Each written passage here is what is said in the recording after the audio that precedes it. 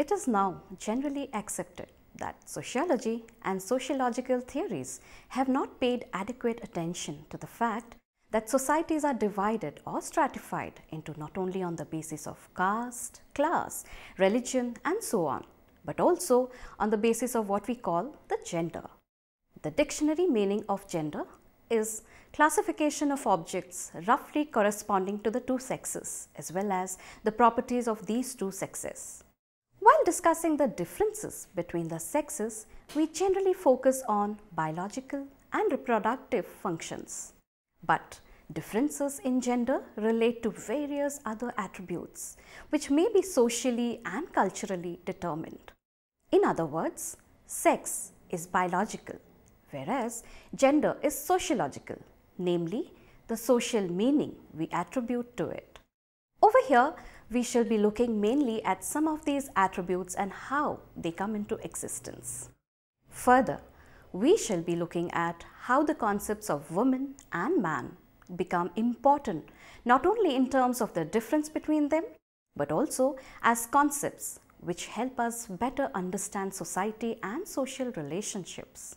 Social expectations that women manage childcare contribute to the gender, pay gap and other limitations in professional life for women.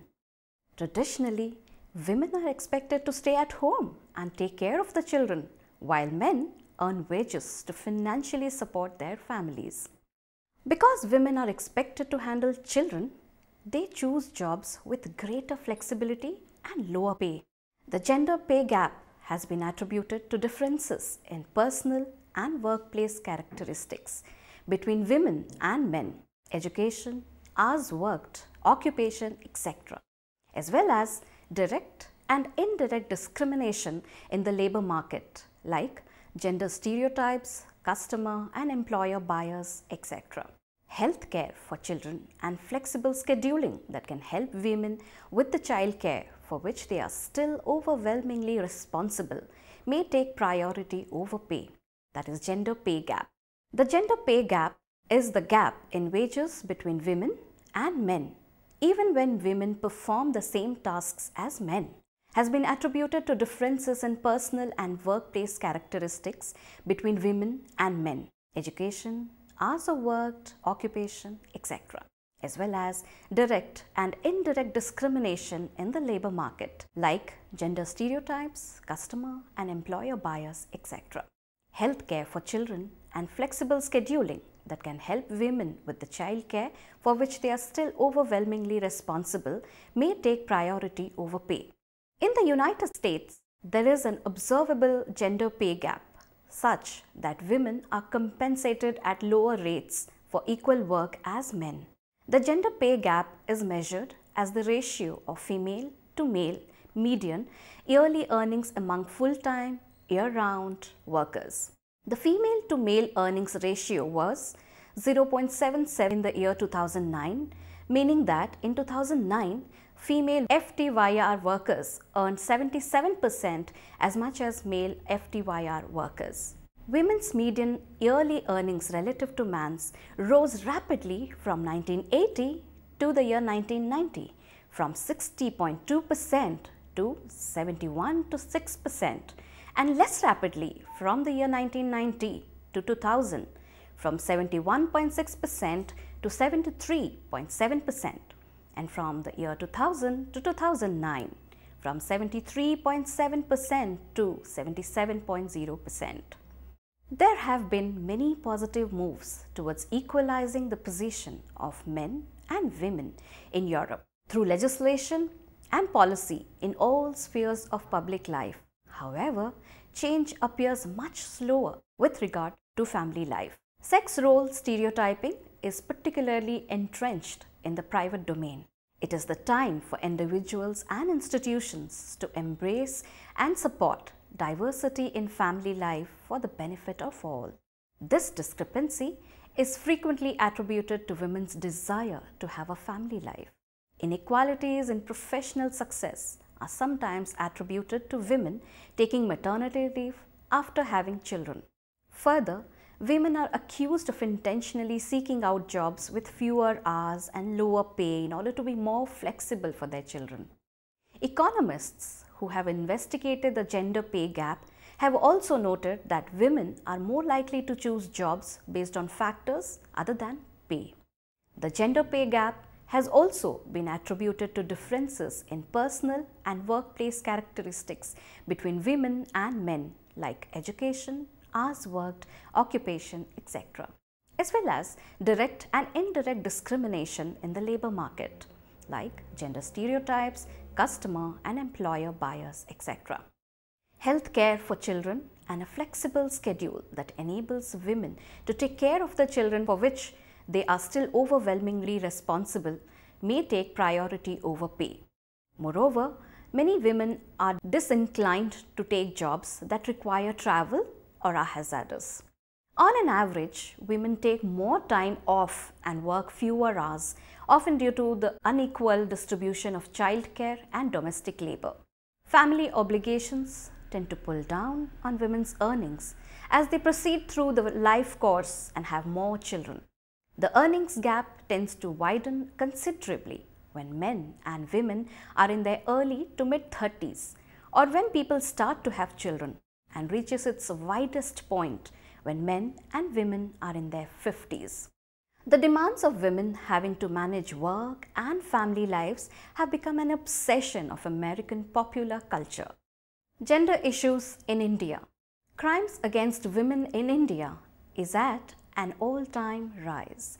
From the beginning and through the year, we only heard promises and attended seminars for improving the plight of women, but we don't see any work done.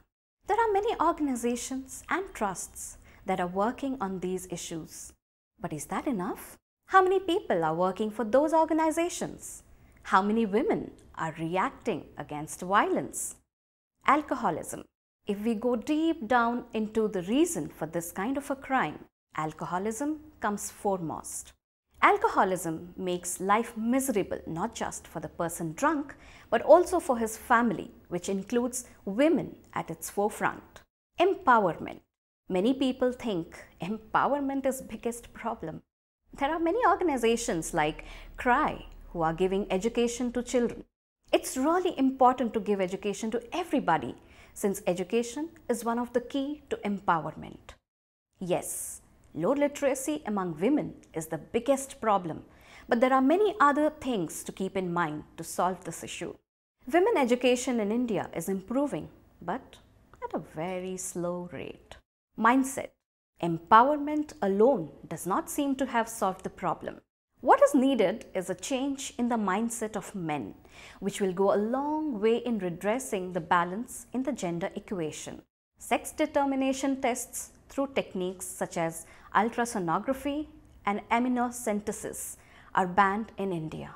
But female child is still commonly killed, and in some regions where a preference for son runs deep.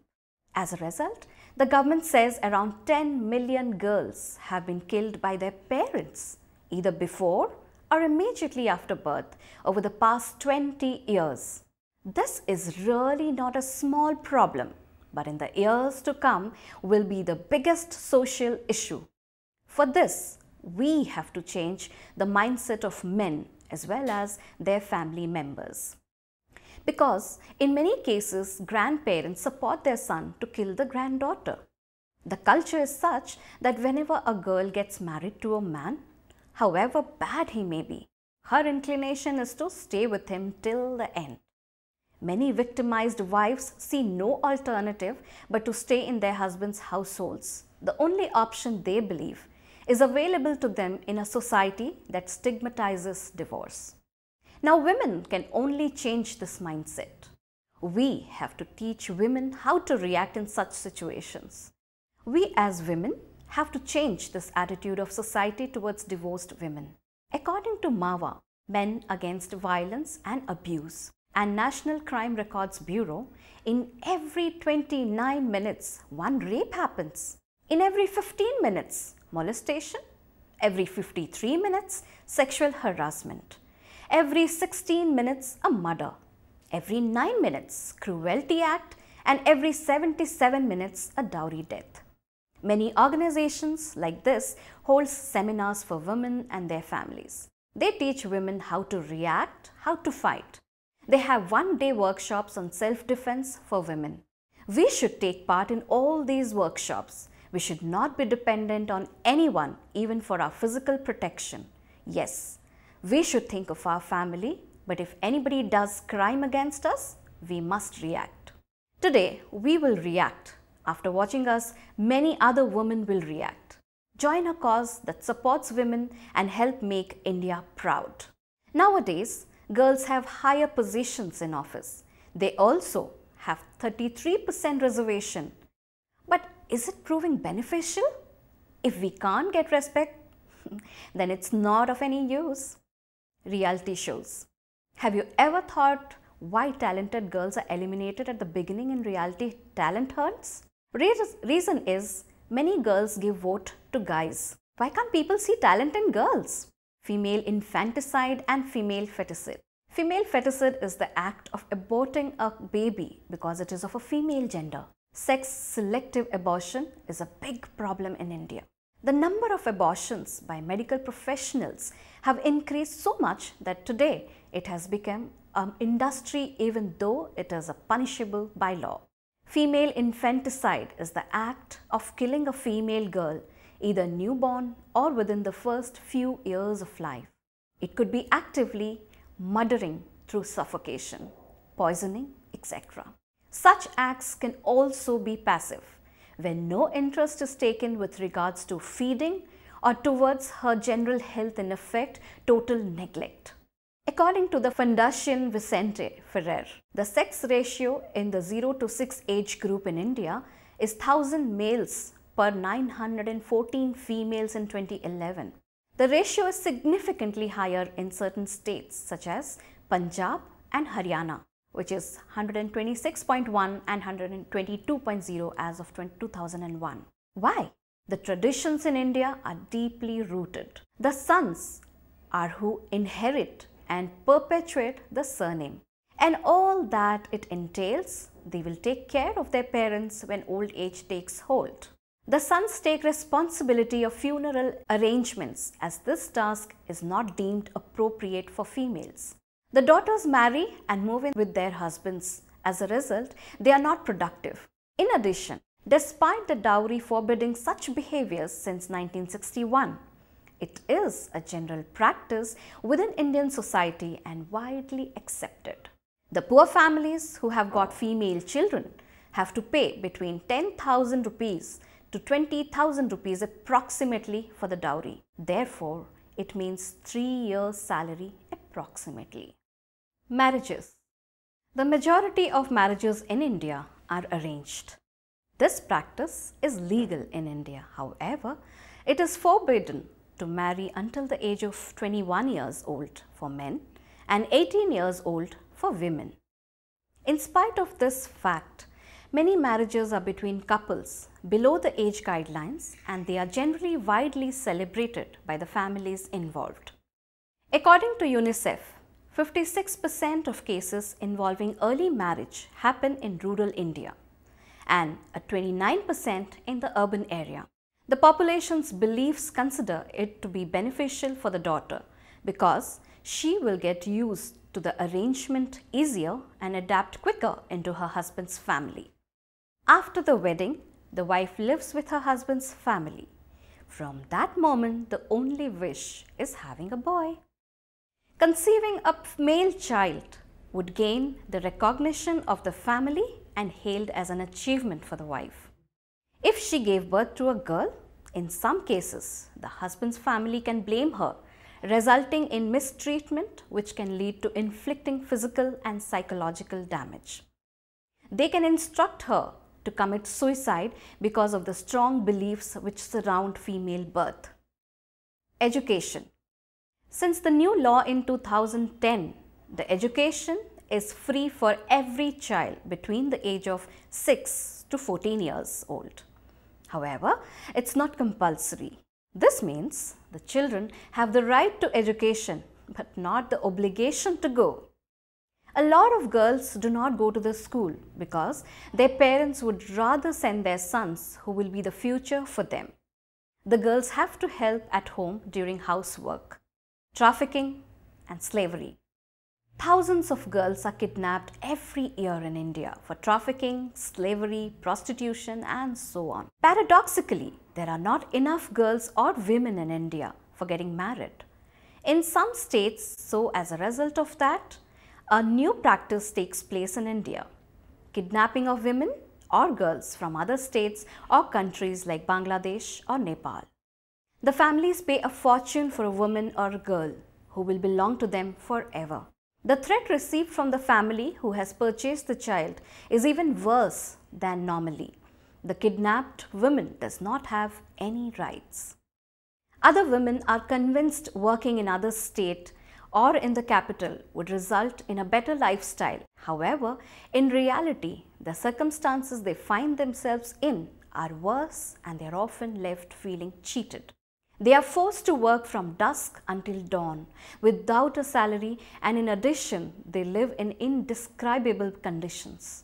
As a result, some of them are dedicated to prostitution. India ranks lower on gender equality. India ranks 132 out of 187 countries on the Gender Inequality Index, lower than Pakistan, which is 123 according to the United Nations Development Programme's Human Development Report of 2013. The report said all countries in South Asia, with the exception of Afghanistan, were a better place for women than India, with Sri Lanka at 75 topping them all. Nepal ranked 102nd position and Bangladesh on the 111th position. The annual UN report assesses how well countries worldwide are performing on human development indicators like health, education, and income. The Gender Inequality Index measures the loss in a country's progress and human development because of gender inequality in 3 sectors, namely reproductive health, women empowerment, and labor market participation. The report notes that gender inequality is especially tragic not only because it excludes women from basic social opportunities, but also because it gravely imperils the life prospects of future generations. India ranks low partly because of its skewed sex ratio, with only 914 females every 1,000 males, according to Indian government data. Indian families often prefer boys to girls, and female feticide is tragically common. The UNDP study says that only 29% of Indian women above the age of 15 in 2011 were a part of the country's labor force, compared to 80.7% men. In the parliament, only 10.9% of lawmakers are women, while in Pakistan, 21.1% are women. In the United States, which ranks 42nd on the list, 57.5% women and 70.1% men are a part of the labor force. China fared even better, landing 35th. Media, women, and the changing scenario. Listening to radio programs and watching the television and reading the newspaper reports, you may feel that issues relating to women are now receiving more attention.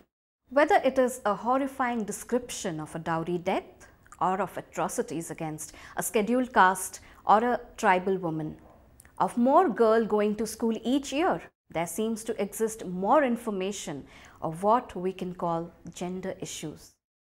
At the same time, the media through advertisements, television serials, and other programs continue to portray women as either weak, defenseless creatures or as bewitching maidens out to win the hearts of unsuspecting young men. Anything ranging from a motorcycle to a soap is advertised with an appealing woman model, inviting us to buy the particular item. Women as projected on television. There has been gender bias in the television programs. Over here, we shall look briefly at the findings of a report on how stereotypes are formed and perpetuated in Indian television programs. The study conducted by Prabha Krishnan and Anita Dige in 1990 was based on intensive viewing of all Delhi Doordarshan programs on alternate dates of the month of July 1986. Thus, every program became a part of the sample, which was classified in 7 broad areas. We shall look briefly at some of the important findings of their study. Men appeared as newsmaker in 77.4% of the cases, while women were in that role in only 6.5% cases, and for the rest, a categorical analysis was not possible. The authors pointed out that when reporting on politicians, women appeared in the political news as wives, mothers, and daughters of well-known leaders. They appeared as victims of calamities and as members of audiences. In areas where curfew was imposed, women were shown as shoppers when curfew was relaxed. With the emphasis on development programs, the official media did give some coverage to women working in agriculture, sericulture, tea gardens, and so on. Biased representation of women in the TV serials and cinema. In their analysis of serials and cinema, the authors observed that men characters were almost double that of women characters. In terms of occupation, women appeared mainly as housewives. If employed, they were invariably school teachers, office workers, and flight attendants. By and large, women are depicted as dependent, submissive, and sacrificing, whereas men are self-confident, dominant, ambitious, and even ruthless. Krishnan and Dighe conclude that women are underrepresented in general. Marriage and parenthood are considered more important to women than to men, and female-dominated occupations are played up. The authors also point out that television programs have distorted the women's movement and its role. Changing scenario. We need to remember that since the 1980s, there has been some resistance to the stereotypes formed of women. Secondly, certain laws as well as legal judgments have worked towards greater gender equality. Textbook reforms, agitations against the portrayal of women in the media, and moves to involve more women in the political process at various levels and so on are all part of a new phase of awareness in the Indian society. This has led to resurgence of women's movement in various parts of the country in the recent years. The consciousness has not only made all of us more sensitive to the situation of half the country's population, but has also generated a lot of data, studies, and reports on relevant issues. It has led to the development of women's studies as an area of academic research and teaching, which acts as an essential input in correcting our biases in knowledge. It can also be hoped that this new knowledge will help to correct stereotyping of women and their role, and therefore carry positive impact. The emerging trends and government's response. One should not get the impression that women's movement in India is largely urban-based. We find that it has also involved middle-class educated women. There are several active grassroots organizations of poor, rural, and urban working-class women, tribal, self-employed women, who are fighting against all forms of oppression, injustice, and exploitation. Various national and regional political parties and trade unions have also set up women's wings. As a response to women's movement that began in the late 1970s, the government set up women's cells within a few ministries like Rural Development, Labour, and Human Resource Development. In government's program for rural poor, 30% women beneficiaries are to be selected for training and income generation programs. In the late 1980s, the government prepared a national perspective plan for women, which is between 1988 to 2080, which has made several recommendations relating to legal, economic, social, and political status of women. The government also appointed a National Commission of Self-Employed Women and women in the informal sector to look into the specific problems of unorganized women labor, who constitute 87% of women workers but do not get any protection from labor laws like equal wages, maternity benefits, childcare facilities, and better working conditions. The shape of the family is changing across the world, and it is no longer appropriate or constructive to view family as one-dimensional. Families are diverse, and shared experience, acceptance of difference, and respect and are key values in any progressive society. Gender is a social construct.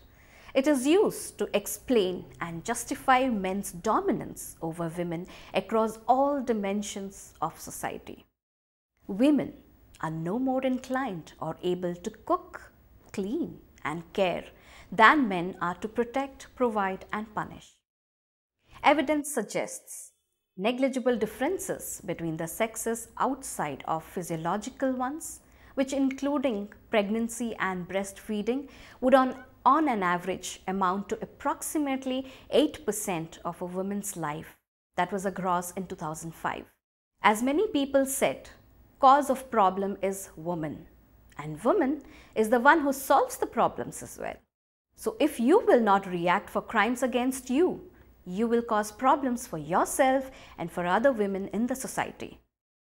So please go ahead, be part of some organizations and change the mindset of people and help build our nation. You are power of this nation, so make our nation powerful and try to solve the biggest problems.